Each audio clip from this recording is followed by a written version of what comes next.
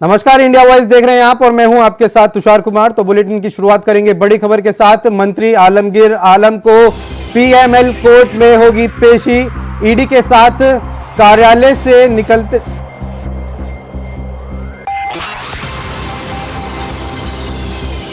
ED के साथ कार्यालय से निकले मंत्री आलमगीर आलम।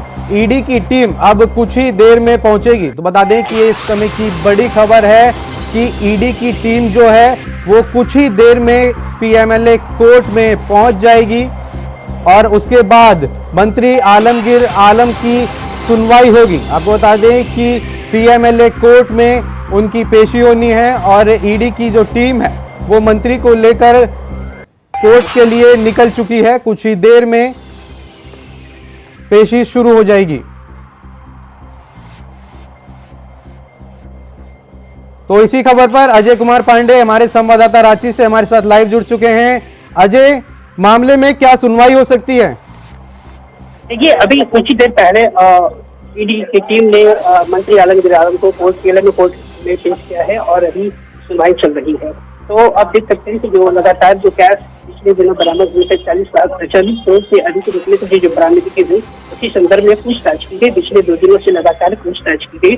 पूछताछ में जो चीजें जो ईडी जो सबूत के आधार पर जो जवाब देना चाह रही थी उसके अकॉर्डिंग उनसे जवाब नहीं मिल पाएगा। सिंपल जनरल जो चीजें मंत्री आलमगीर को जो चीजें जवाब के लिए डिमांड किए गए थे उसके अनुसार अकॉर्डिंग उन्होंने जवाब नहीं दिया। इसके कारण कल देर शाम को उन्हें गिरफ्तार किया गया और आज कोर्ट में पेशी की गई है।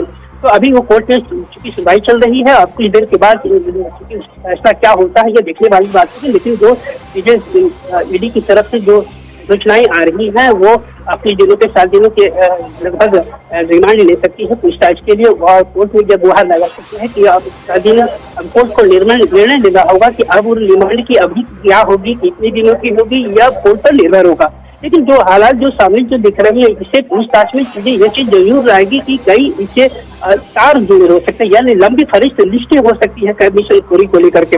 राज्य के कई अधिकारी इसमें शामिल हो सकते हैं। और मुझे अब जो सूत्रों से जो जानकारी मिली है, ईडी के तरफ से जो जानकारी मिली है कि राज्य के एक बड़े अधिकारी के नाम सामने आ रहे हैं, वो जो जल्द ही उनको समन भी भेजी जाएगी।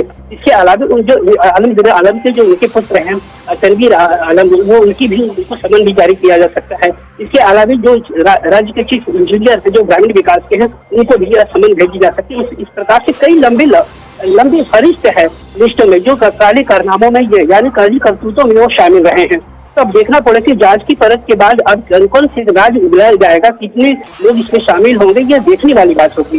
जी तो अजय, क्या लगता है कितने दिनों की रिमांड मिल सकती है? देखिए, अभी तक जो चीजें सामने है वो 7 दिनों के लिए रिमांड के लिए डिमांड की गई है। लेकिन अब जो कोर्ट पर चूंकि मामला कोर्ट का है, कोर्ट अब इस फैसले पर कितना दिनों की सुनवाई या देखने वाली बात होगी। अब चूंकि सुनवाई अभी तक चल ही रही है, कोर्ट से बाहर भी हुआ, फैसला अभी तक अभी न्यायालय में है। चूंकि अब कोर्ट के बाहर होने के बाद ये सारी चीजें सामने आ सकती है कि वो उनको दिनों के लिए रिमांड मिल सकता है ईडी को। तो ये भी सवाल खड़ा हो रहा है कि ईडी की तरफ से क्या कुछ दलीलें दी जा सकती हैं इस मामले में? देखिए, ईडी की तरफ से जो सामान्य तौर से छापामारी के बाद लगातार सबूत और दस्तावेज जब्त किए गए हैं और जो पूछताछ के आधार पर वो आज कोर्ट में पेशी होगी और पेशी के बाद कोर्ट को निर्णय लेगी कि इनकी पूछताछ और जारी रखी जाए या फिर उनको हिरासत में भेजी जाए। यह कोर्ट पर निर्णय होगा। अब देखना होगा कि जो सबूत जो भेजी जाए ईडी की तरफ से पेश की जाएगी वो कितना मजबूत है, कितनी दलीलें तकलील है, ये देखने वाली बात होगी। अब देखिए, कोर्ट पर निर्भर है कि अब कोर्ट इस पर किस तरीके से लेती, क्योंकि राज्य के मंत्री हैं और इस बात का भी ख्याल रखा जाएगा कि हिरासत के बाद अब क्या होगी। चूंकि पूछताछ के बाद इस बात के लिए जाहिर है कि कई लंबे लफीस होंगे और यानी अब कई राज्य के अधिकारी और कई इंजीनियर भी इसके रडार में आ सकते हैं। तो अजय, एक सवाल मेरा और है कि क्या कब तक इस कार्रवाई को पूरी हो जाएगी? कब तक मतलब कोर्ट में जो कार्रवाई है वो चलेगी और उसके बाद क्या निर्णय निकलेगा? क्योंकि अभी कोर्ट की सुनवाई जारी है और जारी होने के बाद अब तक चूंकि सुनवाई अब कब तक चलेगी ये कोर्ट पर निर्भर है। चूंकि कोर्ट आप देख सकते हैं कि ये तस्वीरें हम अपने सहयोगी से दिखाना चाहेंगे कि जो सामने की तस्वीरें हैं वो कोर्ट के बाहर की कड़ी सुरक्षा के बीच उनको पेश किया गया और पेश होने के बाद अब चूंकि न्यायालय अंदर है, न्यायालय के अंदर उनकी सुनवाई चल रही है। तो आप देख सकते हैं कि कितनी उनके जो समर्थक हैं, उनके लोग हैं, कई अधिकारी हैं जो इससे संदर्भ में जुड़े हुए हैं, वो बाहर खड़े हैं और कोर्ट के जो फैसला होगा उनकी फैसला को वो इंतजार कर रहे हैं। देख सकते हैं कि कई उनके समर्थक है, कई कांग्रेसी नेता हैं, कई लोग हैं, भारी संख्या में पुलिस भी इस समय मौजूद है। तो अब कोर्ट की सुनवाई चल रही है। चूंकि जो कोर्ट ने अभी तक ने जो 4 दिनों से जो भी 6 तारीख के बाद जो दस्तावेज जो भी इकट्ठा किए हैं वो सारी आज कोर्ट पे पेशी हो गया। उसके आधार पर ही अब फैसला लिया जाएगा कि आलम की रिमांड की अवधि कितने दिनों की होगी। तो बहुत बहुत धन्यवाद अजय आपका इस तमाम जानकारी के लिए। तो आलमगीर आलम की मुश्किलें दिन प्रतिदिन बढ़ती जा रही है। बता दें कि ईडी की टीम ने उन्हें 37 करोड़ रुपए के केस मामले में गिरफ्तार कर लिया था। तो अब उनकी पीएमएलए कोर्ट में सुनवाई है। तो बात करेंगे अगली खबर की। सिद्धार्थनगर से ये बड़ी खबर सामने निकल कर आ रही है। प्रत्याशी भीष्म शंकर उर्फ तिवारी कुशल तिवारी के प्रचार में झोंकी ताकत। इंडिया गठबंधन के सपा प्रत्याशी हैं भीष्म शंकर तिवारी। वांसी विधानसभा में की चुनावी चौपाल और नुक्कड़ सभा। बीजेपी पर जमकर साधा निशाना। सरकार में विकास नहीं हुआ, यह उनकी तरफ से कहा गया है कि सरकार में विकास नहीं हुआ, इस सरकार में ना रोजगार है। उन्होंने ये भी आरोप लगाया है कि इस सरकार में कोई भी रोजगार नहीं है। इस बार इंडिया गठबंधन की सरकार बनने जा रही है। तो ये बड़ा दावा भीष्म शंकर तिवारी की ओर से किया गया है कि इस बार जो है वो इंडिया गठबंधन की सरकार बनने जा रही है।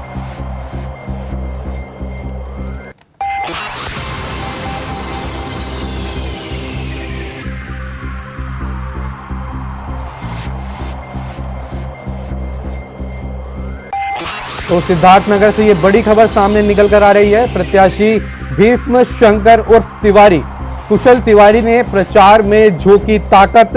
इंडिया गठबंधन के सपा प्रत्याशी हैं भीष्म शंकर तिवारी।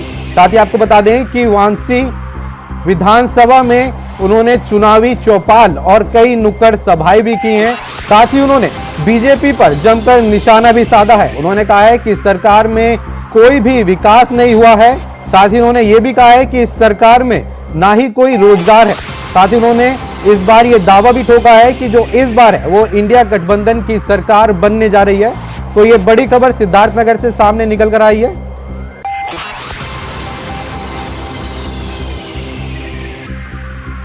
वांसी विधानसभा में चुनावी चौपाल और नुक्कड़ सभाओं का जो दौर है वो लगातार जारी है। इस दौरान उन्होंने बीजेपी पर जमकर निशाना साधा है। उन्होंने कहा है कि इस सरकार में कोई भी रोजगार नहीं है। साथ ही उन्होंने इस सरकार पर बड़ा आरोप भी लगाया है और इस बार उन्होंने ये दावा भी किया है कि इस बार जो है वो इंडिया गठबंधन की सरकार बनने जा रही है। तो सिद्धार्थनगर से ये बड़ी खबर सामने निकल कर आई है।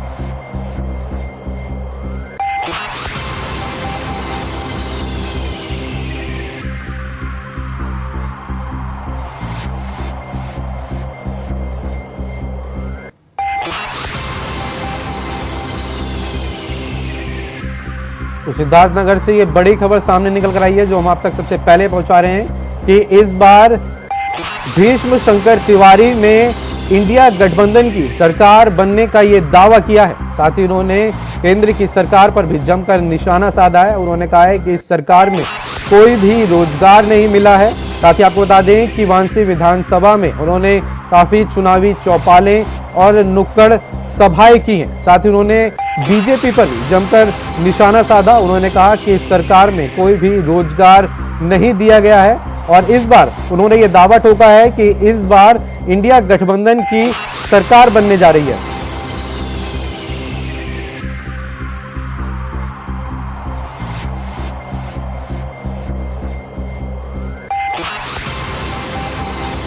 तो बता दें कि सिद्धार्थनगर से ये बड़ी खबर सामने निकल कर आ रही है कि इस बार इंडिया गठबंधन की सरकार बनने का जो दावा है वो भीष्म शंकर तिवारी ने किया है। आपको बता दें कि उन्होंने कहा है कि इस बार इंडिया गठबंधन की सरकार बनने जा रही है। साथ ही आपको बता दें कि उन्होंने अपने चुनावी कैंपेन में पूरी ताकत जोड़ दी है। जैसे जैसे चुनावी रण चलता जा रहा है, आगे बढ़ता जा रहा है, एक एक चरण कंप्लीट होते जा रहे हैं, उसके बाद लगातार प्रत्याशियों ने चुनाव जीतने की ताकत जो है वो लगातार झोंकते जा रहे हैं, जिसके चलते जुबानी जंग भी तेज हो गई है, जिसके चलते उन्होंने बीजेपी पर जमकर निशाना साधा है। उन्होंने कहा है कि बीजेपी की सरकार में कोई भी रोजगार नहीं दिया गया है। साथ ही उन्होंने ये भी कहा है कि सरकार में कोई भी विकास नहीं हुआ। तो इस बार उन्होंने कहा है कि इंडिया गठबंधन की सरकार बनने जा रही है।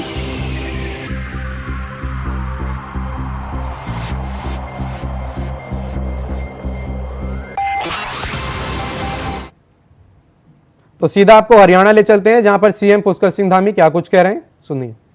राम सिंह रावत जी प्रधान टिहरी सभा, रवि रावत जी प्रधान गढ़ प्रदेश प्रेम सभा, तारादत्त भगत जी कुमाऊं हितकारी सभा, श्रीमती संगीता सिंगल जी राष्ट्रीय परिषद की सदस्य, श्रीमती रोजी मल्लिका चंद जी पूर्व चेयरमैन समाज कल्याण विभाग एवं मंच पर आसीन हमारे सभी सभाओं के आए हुए सभी प्रधानगण, सभी अध्यक्षगण, सभी हमारे जनप्रतिनिधिगण, सभी पदाधिकारीगण और आज इस कार्यक्रम में बड़ी संख्या में पधारे मेरे सभी बड़े बुजुर्ग, सभी माताएं, बहनें और मेरे नौजवान साथियों, उपस्थित मीडिया के हमारे सभी पत्रकार मित्रों, छायाकार बंधुओं, मैं इस सभा में आप सबके पधारने पर उत्तराखंड के मुख्य सेवक के नाते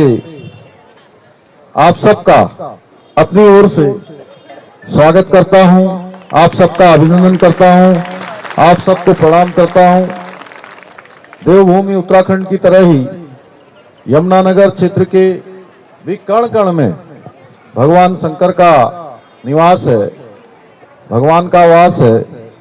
मैं 11 स्वयंभू प्राचीन शिवलिंगों की इस पावन भूमि को दोनों हाथ जोड़कर प्रणाम करता हूं, नमन करता हूं। ये यमुनानगर क्षेत्र अभी घनश्याम जी बोल रहे थे और जब मुझसे मिले थे तो मैं आपसे कह रहा था कि ये उत्तराखंड से लगा हुआ है और यहां से जितनी दूर उत्तराखंड की राजधानी देहरादून है उतनी ही दूर हरियाणा की राजधानी चंडीगढ़ है, यानी कि बीच में स्थित यमुनानगर है। भाइयों बहनों, आज इस ऐतिहासिक और औद्योगिक नगरी यमुनानगर में मैं आप सबके समक्ष भारतीय जनता पार्टी की प्रत्याशी आदरणीय श्रीमती बंतो कटारिया जी के लिए आप सबका समर्थन मांगने के लिए आप सबके बीच में आया हूं। मुझे पूरा विश्वास है कि मैं कल अंबाला में भी था, अनेक स्थानों पर था, उससे पहले मैं रोहतक लोकसभा क्षेत्र में था, वहां भी मैं एक जनसभा में गया था, अंबाला में भी गया था। पूरे हरियाणा में जिस प्रकार से आज मोदी जी को प्रधानमंत्री बनाने के लिए लोग स्वयं इस चुनाव के मैदान में हैं, ऐसा लगता है कि ये चुनाव इस बार भारतवर्ष का देश की आजादी के बाद अपने आप में एक अलग प्रकार का चुनाव हो रहा है। और मैं आज आगामी 25 मई को आप यमुनानगर और अंबाला लोकसभा क्षेत्र में आप सबकी संख्या देखकर, और बीच में व्यवधान भी हो रहा है, लेकिन ये व्यवधान भी आपका जो तारतम्य है उसमें कोई व्यवधान नहीं कर पा रहा है, आपके धैर्य को बिल्कुल नहीं डिगा सकता। आपका एक जोश है, आपका जो उत्साह है, ये देखकर मेरे मन में किसी प्रकार का कोई संदेह नहीं है। मैं कह सकता हूं कि अंबाला लोकसभा में इस बार 2014 और 2019 का भी रिकॉर्ड टूटने वाला है और आप सब बंतोकट और कुरुक्षेत्र लोकसभा भी आसपास के क्षेत्रों में भी पूरे हरियाणा में इस बार फिर से कमल खिलने वाला है, बड़ी ऐतिहासिक जीत होने वाली है। भाइयों बहनों, भाजपा को दिया जाने वाला आपका एक एक वोट देश को सशक्त बनाएगा, देश को समृद्ध बनाएगा और भारत को आत्मनिर्भर बनाने में आपका बहुत बड़ा योगदान होगा। आज आपके वोट के कारण से आदरणीय प्रधानमंत्री मोदी जी के नेतृत्व में 2014 के बाद विकास के कई कीर्तिमान स्थापित कर विश्व शक्ति बनने की ओर आज भारत अग्रसर है। आज दुनिया के अंदर भारत का डंका बज रहा है। आज भारत का मान सम्मान पूरे विश्व में बढ़ा है। आज भारत दुनिया की 11वें नंबर से 5वें नंबर की अर्थव्यवस्था बन गया है और मोदी जी की गारंटी है कि 15 अगस्त 2047 तक भारत पूरी तरह से आत्मनिर्भर होगा और पूर्ण विकसित राष्ट्र बनकर तैयार हो जाएगा। आज भारतवर्ष, आज हमारा देश आदरणीय प्रधानमंत्री मोदी जी के नेतृत्व में वसुधैव कुटुंबकम की विचारधारा के साथ पुनः विश्व गुरु बनने की ओर अग्रसर है। भाइयों बहनों, आपको याद होगा एक समय था जब हमारे पड़ोस के देश जो अलगाववाद को बढ़ाते थे, आतंकवाद को बढ़ाते थे, जिहाद को बढ़ाते थे, सीमा पार से लगातार हमको आंख दिखाने का काम किया करते थे, लेकिन आज मोदी जी के मजबूत नेतृत्व के आगे वो सभी आज नतमस्तक हैं, नतमस्तक नजर आते हैं, एक कोने में दुबके हुए नजर आते हैं। भाइयों बहनों, वहां की सरकार, वहां के व्यापारी अब चाहते हैं कि भारत के साथ हमारे संबंध सुधर जाएं। भाइयों बहनों, वो पाकिस्तान जो हमेशा हमारे यहाँ गड़बड़ियां फैलाता था, आज एक कोने में दुबका हुआ है। ये है मोदी जी का एक सशक्त नेतृत्व, एक मजबूत नेतृत्व, जिसने आज भारत की सेना को खुली छूट देने का काम किया है, सेना को हर प्रकार से सशक्त बनाने का काम किया है। उसका परिणाम है कि आज भारत के ऊपर कोई दुश्मन हमला करता है, कोई हमको आंख उठाता है, एक गोली भी चलाता है, तो भारत की सेना आज गोली का जवाब गोलों से और तोप से देने का काम करती है। ये नया भारत है। भाइयों बहनों, पिछले 10 वर्षों में कांग्रेस के 60 वर्षों के कार्यों से कई गुना कार्य करके माननीय प्रधानमंत्री जी ने, मोदी जी ने सिद्ध कर दिया। अभी आदरणीय बंतो जी बोल रही थी कि वो 60 काम भी नहीं बता सकते, 60 प्रश्नों के उत्तर भी नहीं दे सकते। अगर नियत और नीति सही हो तो निर्णय और नतीजे सही आते हैं।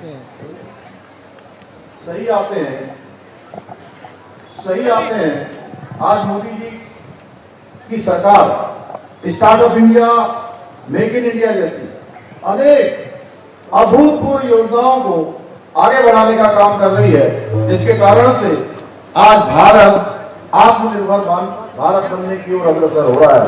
आज दुनिया की हर कंपनी भारत में आना चाहती है, भारत में निवेश करना चाहती है, भारत में अपना उद्योग लगाना चाहती है। भाइयों बहनों, इसकी होड़ मची हुई है। दुनिया के देशों में आज होड़ मची है कि कौन भारत में कितना ज्यादा इन्वेस्टमेंट करेगा, कौन कितने ज्यादा उद्योग लगाएगा।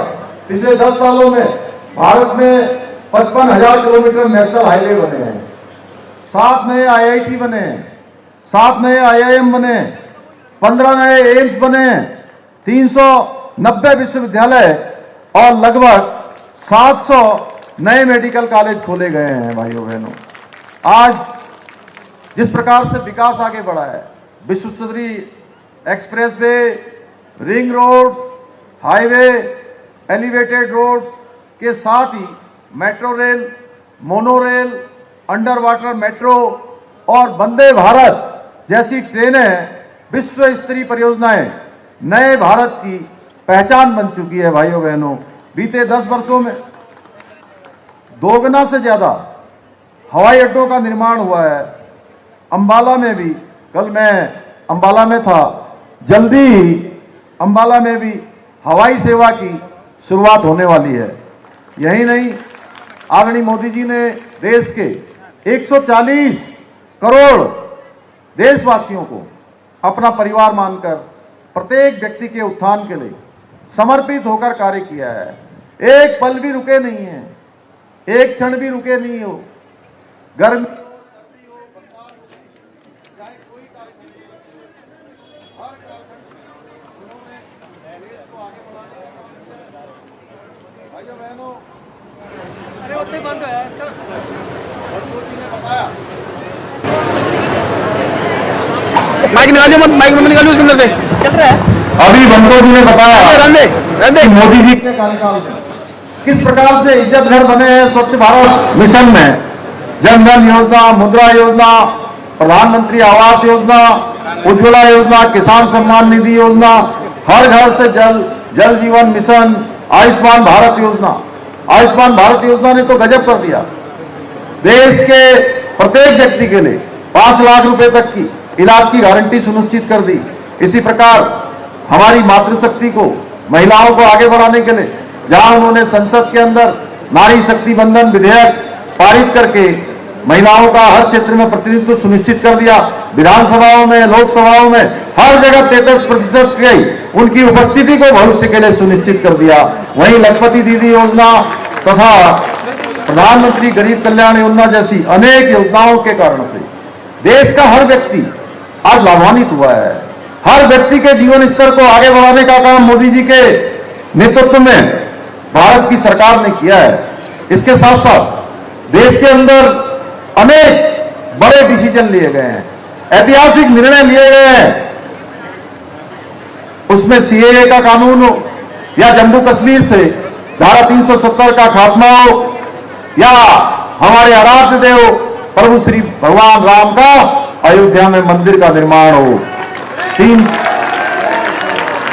तीन तलाक से मुक्ति मुस्लिम महिलाओं को मिली है, सर्जिकल स्ट्राइक जैसे निर्णय देश के अंदर लिए गए हैं, जिन्हों आने वाले समय में कई सदियों तक याद रखा जाएगा कि ऐसे ऐतिहासिक निर्णय हुए हैं।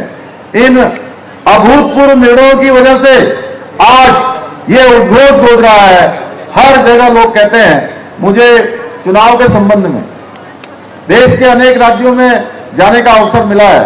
मैं दक्षिण के राज्यों में भी गया हूं, बंगाल में भी गया हूं, पश्चिम के राज्यों में भी गया हूं, मध्य राज्यों में भी गया। मैंने देखा है कि वहां पर हर जगह एक ही उद्घोष है, हर जगह एक ही उद्घोष है कि हर जगह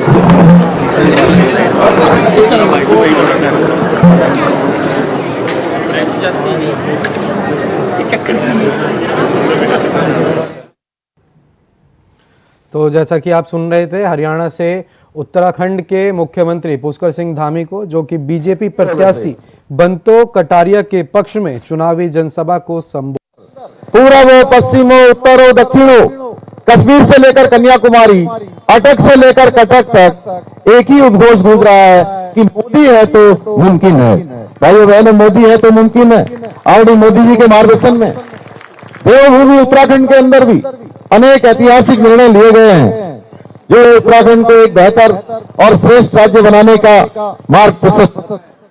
चाहे प्रदेश में उत्तराखंड राज्य को ये गौरव प्राप्त हो गया कि देश की आजादी के बाद हमारी पार्टी का भी संकल्प था, देशवासियों को भी जिसकी प्रतीक्षा थी कि देश के अंदर सबके लिए एक समान कानून होना चाहिए, एक देश के अंदर एक प्रकार का विधान होना चाहिए, एक प्रकार का निशान होना चाहिए, एक प्रकार का प्रधान होना चाहिए। भाइयों बहनों, ये कश्मीर के अंदर धारा 370 समाप्त करके हमारे प्रधानमंत्री मोदी जी के नेतृत्व में कश्मीर भारत का पूरी तरह से अभिन्न अंग बन गया। वहीं देवभूमि उत्तराखंड में भी समान नागरिक संहिता, सबके लिए एक समान कानून। भाइयों बहनों, हमने उत्तराखंड के चुनाव में 2022 का विधानसभा का जब चुनाव हुआ था, हमने तब उत्तराखंड देवभूमि के लोगों के सामने एक संकल्प रखा था कि नई सरकार के गठन होते ही हम उत्तराखंड के अंदर सबके लिए समान नागरिक संहिता का विधेयक लाएंगे, उसको विधानसभा में पारित करेंगे, एक्ट के रूप में बनाएंगे और उत्तराखंड में इसको लागू करेंगे। इसके पीछे हमने कहा कि उत्तराखंड देवभूमि है, उत्तराखंड गंगा का प्रदेश है, उत्तराखंड यमुना जी का प्रदेश है, उत्तराखंड 4 धामों का प्रदेश है, उत्तराखंड 2 अंतर्राष्ट्रीय सीमाओं से लगा हुआ प्रदेश है। देवभूमि उत्तराखंड में रहने वाले हर एक परिवार से कोई न कोई सेना में, कोई अर्धसैनिक बलों में अपनी सेवाएं देता है, देश के किसी न किसी कोने में देश की रक्षा में तैनात रहता है। इस देवभूमि में रहने वाले हर एक व्यक्ति के लिए, चाहे वो किसी वर्ग का होगा, किसी पंथ का होगा, किसी जाति का होगा, किसी समुदाय का होगा, सबके लिए एक समान कानून लागू होगा। भाइयों बहनों, उत्तराखंड की देशतुल्य जनता ने हमको